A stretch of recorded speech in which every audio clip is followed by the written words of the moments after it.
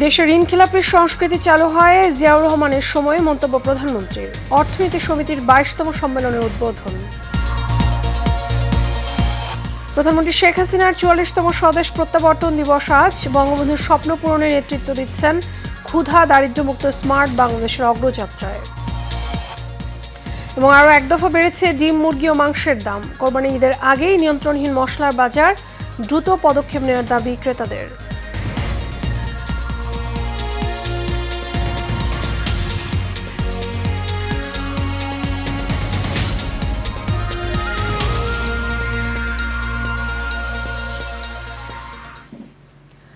স্বাগত এশিয়ান নিউজে, আপনাদের সঙ্গে আছি আমি মিতা মৌসুমী। শুনছিলেন বিআরবি কেবল ইন্ডাস্ট্রিজ লিমিটেড সংবাদ শিরোনাম।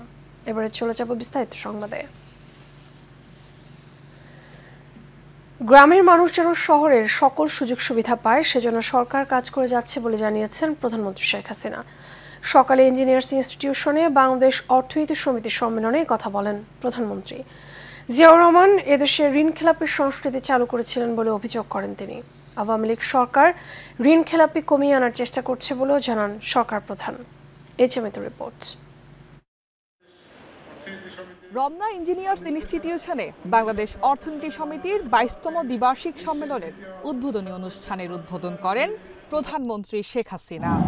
হয়তো অর্থনীতি অত বড় বড় সংজ্ঞা আমি বুঝবো না, কিন্তু আমি একটা জিনিস বুঝি যে মানুষের জন্য কাজ করতে হবে, মানুষ কি পেল সেটা দেখতে হবে। এ সময় প্রধানমন্ত্রী বলেন, সরকার 6 তারিখে বাজেট ঘোষণা করবে, সেটি বাস্তবায়ন হবে। তবে দেশি বিদেশি নানা কারণে জিডিপি হয়তো কিছুটা কমবে। আমরা 6 তারিখে বাজেট দেব, ইনশাআল্লাহ বাজেট আমরা ঠিকমতো দিতে পারবো এবং বাজেট আমরা বাস্তবায়নও করব। তবে আমরা যেহেতু এই যুদ্ধ এবং স্যাংশনের জন্য কিছুটা সাধন করতে গিয়েছি, এই কিছুটা সাধনের ফলাফল হচ্ছে হয়তো আমাদের জিডিপি যেটা আগে গতবার পেয়েছিলাম এত কিছু কমবে, কিন্তু সেটাও আমরা পরবর্তীতে উত্তরণ ঘটাতে পারবো সেই বিশ্বাস আছে। সেইভাবে আমরা পরিকল্পনা নিচ্ছি। সরকার প্রধান বলেন, জিয়াউর রহমান দেশে খেলাপি ঋণের সংস্কৃতি ও এলিট শ্রেণী তৈরি করে, যা আওয়ামী লীগ ক্ষমতায় এসে ধীরে ধীরে কমাতে শুরু করে। একটা মিলিটারি সরকার যখন আসে তখন দুর্নীতি তাদের নীতি হয়ে যায়। খেলাপি ঋণ এই কালচারটা কিন্তু ওই মিলিটারি ডিক্টেটর জিয়ার আমল থেকে শুরু। কিছু এলিট শ্রেণী তৈরি করা, তাদের কিছু সুযোগ দিয়ে দেওয়া, আর তারা জানতো যে লোন নিলে তো শোধ দিতে হবে, এই না আবার তো মাপ হয়ে যাবে। এই যে চিন্তা ভাবনাটা, এই চিন্তার যে দৈন্যতাটা, এটাই আমাদের দেশকে ধ্বংসের দিকে নিয়ে যায়। আমরা আসার পরে সেই জায়গা থেকে আস্তে আস্তে আস্তে আস্তে মানুষকে সরিয়ে আনতে চেষ্টা করে যাচ্ছি এবং অনেকখানি আমরা সফলকাম হয়েছি। ৭৪-এর দুর্ভিক্ষের চিত্র তুলে ধরে তিনি বলেন, বঙ্গবন্ধুকে হত্যার পর সেই বাসন্তীর খবর নেয়নি ক্ষমতা দখলকারীরা। বঙ্গবন্ধুর জীবন নিয়েও বাসন্তীদের কোনো পরিবর্তন আসেনি। যে আমার বাবার রক্ত নিয়ে বাসন্তীদের জীবন মান উন্নত হয়েছে কিনা বা তাদের ভাগ্যের পরিবর্তন হয়েছে কিনা, সেটাই আমি দেখতে চেয়েছিলাম। এবং যে ফটোগ্রাফার ছবি তুলেছিল উত্তরবঙ্গে, তাকে আমি সাথে নিয়ে গিয়েছিলাম যে চলো দেখে আসি তোমার বাসন্তীর অবস্থা। নিশ্চয়ই এতদিনে বাসন্তী খুব ভালো আছে, নিশ্চয়ই সে এখন ভালো বাড়িতে থাকে, ভালো কাপড় চোপড় পরে। আমি কি দেখেছিলাম, একটা ঘন্টা কোনো মতো একটা ছাপড়া, সেখানে বাসন্তীর মা মাটিতে পড়ে আছে। আর বাসন্তী আসলে মেন্টালি রিটার্টেড একটা মেয়ে, তো পাগলা, তখন তো বয়স হয়েছে একটু। ওই পাশে বসে আছে, মাছি বন বন করছে, ছেঁড়া কাপড়, ঘর নেই, মাটির মধ্যে পড়ে আছে তার মা আর তার পাশে বাসন্তী। আমার প্রশ্ন ছিল যে যারা এত বদনাম করলো, এত সমালোচনা করলো, তারা কোথায়? তারা বাসন্তীদের খোঁজ তো নেয় না। বাসন্তীদের অবস্থা হলো কেন? আমার বাবার রক্ত নিয়েও বাসন্তীদের জীবনের পরিবর্তন কেন আসে না? মানুষের ভাগ্য পরিবর্তন করাই আওয়ামী লীগ সরকারের একমাত্র লক্ষ্য বলেও জানান সরকার প্রধান। গুলি, বোমা, গ্রেনেড সবকিছু হজম করেছি, কিন্তু আমার লক্ষ্য হচ্ছে যে আমার দেশের মানুষের ভাগ্য পরিবর্তন করে এই দেশকে উন্নত করা। Mitu, Asian television, Dhaka. আওয়ামী লীগ সভাপতি এবং প্রধানমন্ত্রী শেখ হাসিনাকে ফুল দিয়ে শুভেচ্ছা এবং ভালোবাসা জানিয়েছেন দলের নেতারা। ৪৪তম স্বদেশ প্রত্যাবর্তন দিবস উপলক্ষে সকালে গণভবনে নেতারা তাকে ফুলেল ভালোবাসা জানান। আওয়ামী লীগের সাধারণ সম্পাদক ওবায়দুল কাদেরের নেতৃত্বে বঙ্গবন্ধু কন্যা শেখ হাসিনাকে ফুল দিয়ে শুভেচ্ছা জানান দলের কেন্দ্রীয় নেতারা। আওয়ামী লীগের সহযোগী এবং ভাতৃপ্রতিম সংগঠনের নেতারাও প্রধানমন্ত্রী শেখ হাসিনাকে ফুল দিয়ে শুভেচ্ছা জানান। জাতির পিতা বঙ্গবন্ধু শেখ মুজিবুর রহমানের হত্যাকাণ্ডের পর বিদেশে দীর্ঘ নির্বাসিত জীবন থেকে 1981 সালের 17 মে তিনি দেশে ফেরেন। এরপর থেকে শেখ হাসিনা গত 4 দশকেরও বেশি সময় ধরে বঙ্গবন্ধুর হাতে গড়া বাংলাদেশের প্রাচীনতম রাজনৈতিক দল আওয়ামী লীগের নেতৃত্ব দিয়ে চলেছেন।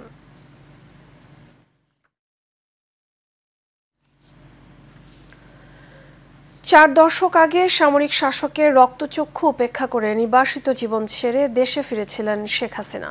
নিজের জীবনের প্রতি হুমকি এসেছে বারবার, তারপরও তিনি বাঙালির অর্থনীতির মুক্তির জন্য ছুটে চলেছেন অবিরাম। 43 বছর ধরে নেতৃত্ব দিয়ে যাচ্ছেন দলকে। কালের পরিক্রমায় রাজনীতি আর দলে নিজের অবস্থান সুসংগঠিত করেছেন শেখ হাসিনা, প্রমাণ করেছেন বঙ্গবন্ধুর যোগ্য উত্তরসূরি হিসেবে। বিস্তারিত দেখুন মোহাম্মদ ভুঁইয়ার বিশেষ রিপোর্টে। বিজয়ের মাত্র 3.5 বছরের মধ্যে স্বাধীন দেশে সপরিবারে হত্যা করা হয় জাতির জনক বঙ্গবন্ধু শেখ মুজিবুর রহমানকে। দেশের বাহিরে থাকায় বেঁচে যায় বঙ্গবন্ধুর 2 কন্যা শেখ হাসিনা ও শেখ রেহানা। এরপর দীর্ঘ 6 বছর পর পিতার স্বপ্ন পূরণে দেশে ফিরেন শেখ হাসিনা। সময়টা 1981। তখন ক্ষমতায় জেনারেল জিয়া আর রাষ্ট্রীয় পৃষ্ঠপোষকতায় বহাল বঙ্গবন্ধুর খুনিরা। চারদিকে ইতিহাস বিকৃতির মহা উৎসব। দেশে এমন অন্ধকার এক সময়ে বাঙালি জাতিকে আলোর পথে ফিরাতে 17 মে বৈরী আবহাওয়ায় দেশের মাটিতে নামেন বঙ্গবন্ধু কন্যা শেখ হাসিনা। সেদিন বিমানবন্দরে জড়ো হয়েছিলেন লাখো মানুষ। শেরেবাংলা নগরে জনতার সংবর্ধনার জবাবে শেখ হাসিনা স্বজন হারানোর কষ্ট ভুলে দেশবাসীর পাশে থাকার প্রত্যয় ব্যক্ত করেন। দলকে সংগঠিত করতে ঘুরে বেড়ান দেশের প্রতিটি জেলা উপজেলায়। সেদিন বাংলাদেশে ঢাকার আকাশ ছিল ঝড় বৃষ্টির আকাশ। প্রায় 80 মাইল গতিতে ঝড় বৃষ্টি হয়েছে। তার ভিতরেও লক্ষ লক্ষ মানুষ তেজগাঁও বিমানবন্দরে সারা ঢাকা শহরে জমায়েত হয়েছিল। সেদিন ঢাকা শহর ছিল জয় বাংলার ঢাকা শহর, সারা মাননীয় নেত্রীকে বরণ করার জন্য। দীর্ঘ এই পথচলা বহুবার বৈরী পরিস্থিতির মুখোমুখি হতে হয়েছে জাতির জনকের কন্যাকে। জীবনের ঝুঁকি থাকলেও দেশকে নির্দিষ্ট লক্ষ্যে পৌঁছাতে এখনো অবিরত কাজ করে যাচ্ছেন তিনি। একদিকে দলকে সুসংগঠিত করা, আরেকদিকে জনগণকে উজ্জীবিত করা, জনগণকে ঐক্যবদ্ধ করা, ভোট ভাতের অধিকার প্রতিষ্ঠার আন্দোলনকে ফলপ্রসূ করা। এই চ্যালেঞ্জ নিয়ে তিনি যখন মাঠে নামলেন, মাননীয় নেত্রী শেখ হাসিনা আজকে 4বার প্রধানমন্ত্রী হয়েছেন, 5মবারের মতো প্রধানমন্ত্রী হয়েছেন। শক্ত হাতে শুধু দল পরিচালনায় নয়, শেখ হাসিনা রাষ্ট্র ক্ষমতায় থেকে বিশ্ব দরবারের কাছে বাংলাদেশকে পৌঁছে দিয়েছেন এক অনন্য উচ্চতায়। আমার সুখে আমার দুঃখে বৃষ্টি নামে তোমার চোখে, ভাঙে নদীর ঢেউ। নূর মোহাম্মদ ভুঁইয়া, এশিয়ান টেলিভিশন, ঢাকা। আইনমন্ত্রী অ্যাডভোকেট আনিসুল হক বলেছেন, বিএনপি তাদের শাসনামলে যুদ্ধ অপরাধী এবং রাজাকার আল বদরদের সাথে নিয়ে পাকিস্তানের দালাল হয়ে বাংলাদেশের জনগণকে শোষণ এবং অত্যাচার করত। দুপুরে ব্রাহ্মণবাড়িয়া আখাউড়া উপজেলার ধরখার ইউনিয়নের কৃষ্ণনগর গ্রামে বনগোজ কৃষ্ণনগর সড়কের তিতাস নদীর উপর নির্মাণাধীন ব্রিজের কাজ পরিদর্শন শেষে সাংবাদিকদের প্রশ্নের জবাবে কথা বলেন। এছাড়াও তিনি বলেন, বিএনপির সময় ঋণ খেলাপির তালিকা ছিল সবচেয়ে বেশি।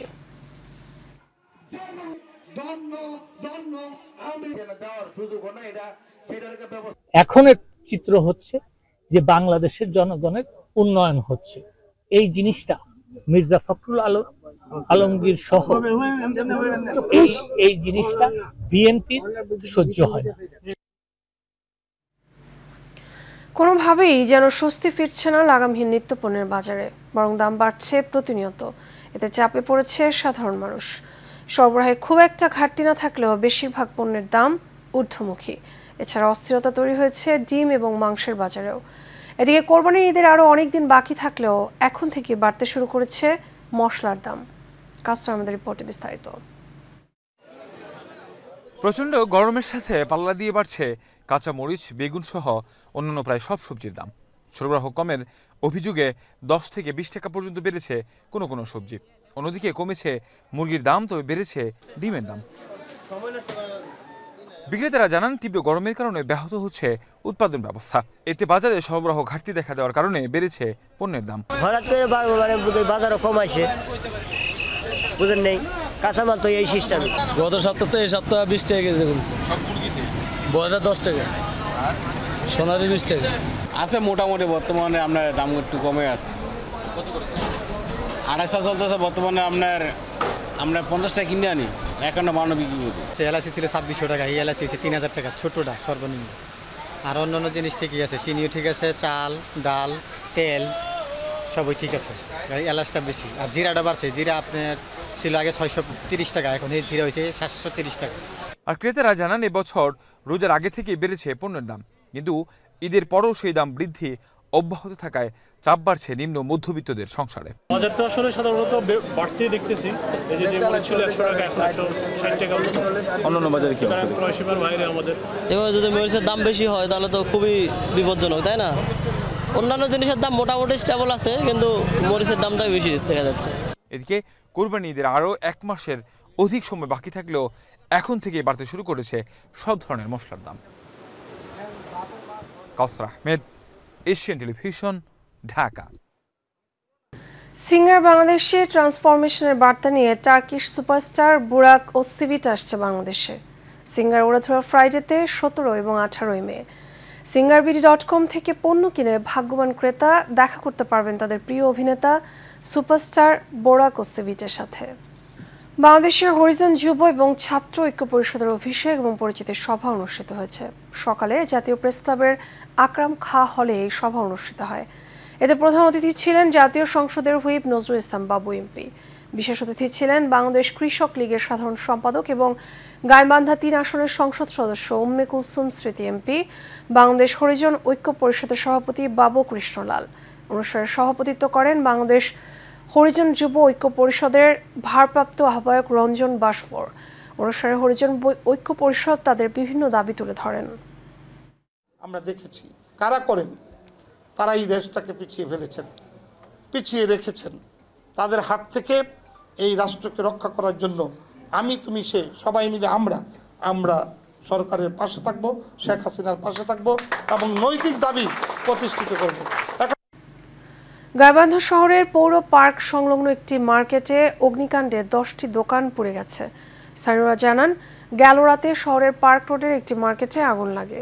এ বিষয়ে গাইবান্ধা সদর ফায়ার সার্ভিসের স্টেশন ইনচার্জ নাসিম রেজা মিলু বলেন, একটি আতশবাজির দোকান থেকে অগ্নিকাণ্ডের সূত্রপাত হয়।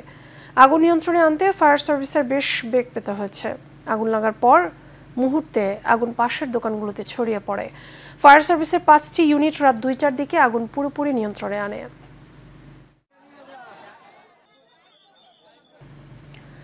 চাঁপাইনবাবগঞ্জে আমবাগানি ব্যবসায়ী এবং বৈজ্ঞানিক কর্মকর্তাদের মতামতের ভিত্তিতে আম ক্যালেন্ডার না দেওয়ার সিদ্ধান্ত নেওয়া হয়েছে।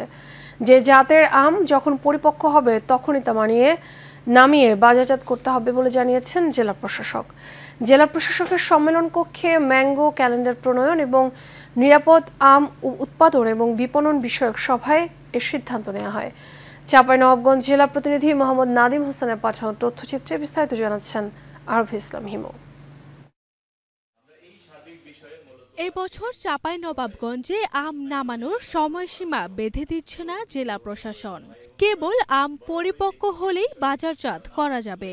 ম্যাঙ্গো ক্যালেন্ডার প্রণয়ন ও নিরাপদ আম উৎপাদন বিপণন বিষয়ক সভায় এই সিদ্ধান্ত নেওয়া হয়। সভার সিদ্ধান্ত অনুযায়ী অপরিপক্ক আম বাজারজাত করলে নেওয়া হবে আইনানুগ ব্যবস্থা। এই সভায় বক্তব্য রাখেন অতিরিক্ত জেলা প্রশাসক আহমেদ মাহবুবুল উল ইসলাম, কৃষি সম্প্রসারণ অধিদপ্তরের উপপরিচালক ডক্টর পলাশ সরকার, আম গবেষণা কেন্দ্রের মুখ্য বৈজ্ঞানিক কর্মকর্তা মোখলেসুর রহমান সহ অনেকে। তারিখ বেঁধে দেয়নি, আমরা হ্যাপি এবং আমরা চাষি হিসাবে এবং ব্যবসায়ী হিসাবে খুশি হয়েছি যে আমরা আসলে চাঁপাইনবাবগঞ্জ প্রতি বছরের নাই আমরা কিন্তু পরিপক্ক আম ছাড়া বাজারজাত করি না। যে আমি চাষি, আমি জানি যে আমার গাছের আম কখন পরিপক্ক হবে, আমি কখন পরিপক্ক আম হারভেস্ট করব, কারণ যত আমি পরিপক্ক আম হারভেস্ট করতে পারবো চাঁপাইনবাবগঞ্জের চাষি এবং বেশি দামে আমটাকে আমরা বিক্রি করতে পারি। পুরো দেশবাসীকে জানাতে চাই যেন ওনারা কেউ চাঁপাইনবাবগঞ্জের নামে মিথ্যা কথা শুনে এখনই কোনো পাকা আম না কিনে খান। প্রথম সপ্তাহ পর্যন্ত আমাদের এই সুমিষ্ট আম খাওয়ার জন্য অপেক্ষা করতে বলবো। আমের বাজারে কারচুপি বন্ধের পাশাপাশি অব্যবস্থাপনা রোধে প্রয়োজনীয় ব্যবস্থা নেওয়ার কথা জানান জেলা প্রশাসক। শুধু আম পরিপক্ক হলেই তখন পারা হবে, এটি আমরা মাঠে কঠোরভাবে মনিটর করব। নিরাপদ যে আম সেটি করার জন্যে আমাদের প্রত্যেক চাষি এখানকার ইতিহাস ঐতিহ্য নাই যে কার্বাইড বা অন্যান্য কিছু দিয়ে আম পাকিয়েছে এবং এইটি বাজারে বা কোথাও বিক্রয় হচ্ছে, সেগুলো আমরা নাই, তারপরে আমরা এটি কিন্তু কঠোরভাবে মনিটর করব। চাঁপাইনবাবগঞ্জে ৩৭,৬০৪ হেক্টর জমিতে আম উৎপাদনের লক্ষ্যমাত্রা নির্ধারণ করা হয়েছে প্রায় ৪.৫ লাখ মেট্রিক টন। আরভি ইসলাম হিমু, এশিয়ান টেলিভিশন। চট্টগ্রামে নিখোঁজের 2 দিন পর কাট্টলির সমুদ্র উপকূল থেকে মোহাম্মদ মহিউদ্দিন নামে এক ব্যক্তির লাশ উদ্ধার করেছে পুলিশ। পরিবার জানায় মহিউদ্দিন পাইপ ফিটিংস কন্ট্রাক্টে কাজ করে থাকে। নগরীর সাগরিকায় সি মার্ক নামে একটি মাছ ফিশারিতে পাইপ ফিটিংস কাজের সূত্রে ম্যানেজারের কাছ থেকে ২৮,০০০ টাকা পাওনা ছিল। তার মধ্যে ৮,০০০ টাকা পরিশোধ করে, বাকি ২০,০০০ চাইলে মোবাইলে হুমকি দেয় ওই ম্যানেজার। গত মঙ্গলবার রাতে মহিউদ্দিন টাকা আনতে মাছ ফিশারিতে যাওয়ার পর থেকে নিখোঁজ হয়। পরে তথ্য প্রযুক্তির সহায়তায় সকালে উত্তর কাট্টলির সাগর উপকূলে তার লাশ পাওয়া যায়। পুলিশ জানায় লাশের শরীরে আঘাতের চিহ্ন পাওয়া গেছে। করেছে, পাশাপাশি হচ্ছে আমরা পোস্টমর্টমের জন্য ডেড বডি পাঠাচ্ছি। হ্যাঁ, সিমারকে আমার ওখানে সন্দেহ হচ্ছে 100% যে সিকিউরিটিকে সন্দেহ হচ্ছে। ওদিন যে নাইট শিফটে যে সিকিউরিটি ছিল ওনাকে সন্দেহ হচ্ছে। উনি যথেষ্ট ভালো, মহিউদ্দিন ভাই যথেষ্ট ভালো, কারোর সাথে মনে করেন যে দুই কথা নাই। কেউ মনে করেন যে উনি বিল পাইতে যাইলেও মনে করেন যে কেউ দিলে উনি নিতেছে, কারোর সাথে মনে করেন বাড়তি ভাড়াবাড়ি করা বা কিছু করা ওই ধরনের ছিলেন। মানুষ ওনারা বেশি ভালোবাসে, যার কারণে নাকি ওনার কাজটা বেশি দেয় আর ওনার কাজের ফিনিশিংও ভালো। এটা নিয়ে আরও কিছু কন্ডাক্টর কিছু বলা নাকি ওনার সাথে একটু বিরোধ আছে। শেষ করবো এশিয়ান নিউজ, তার আগে বিআরবি কেবল ইন্ডাস্ট্রিজ লিমিটেড সংবাদ শিরোনামগুলো জানাবো আরও একবার।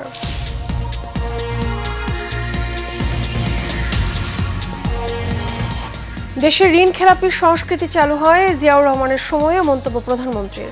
অর্থনীতি সমিতির 22তম সম্মেলনের উদ্বোধন। প্রধানমন্ত্রী শেখ হাসিনার 44তম স্বদেশ প্রত্যাবর্তন দিবস আজ। বঙ্গবন্ধুর স্বপ্ন পূরণে নেতৃত্ব দিচ্ছেন ক্ষুধা দারিদ্র্যমুক্ত স্মার্ট বাংলাদেশের অগ্রযাত্রায়। এবং আরও এক দফা বেড়েছে ডিম, মুরগি এবং মাংসের দাম। কোরবানির ঈদের আগেই নিয়ন্ত্রণহীন মশলার বাজার, দ্রুত পদক্ষেপ নেওয়ার দাবি ক্রেতাদের। এছাড়া আমাদের এখনকার আয়োজন, আমাদের পরবর্তী সংবাদ দেখার আমন্ত্রণ রইল। এতক্ষণ সাথে থাকার জন্য ধন্যবাদ সবাইকে।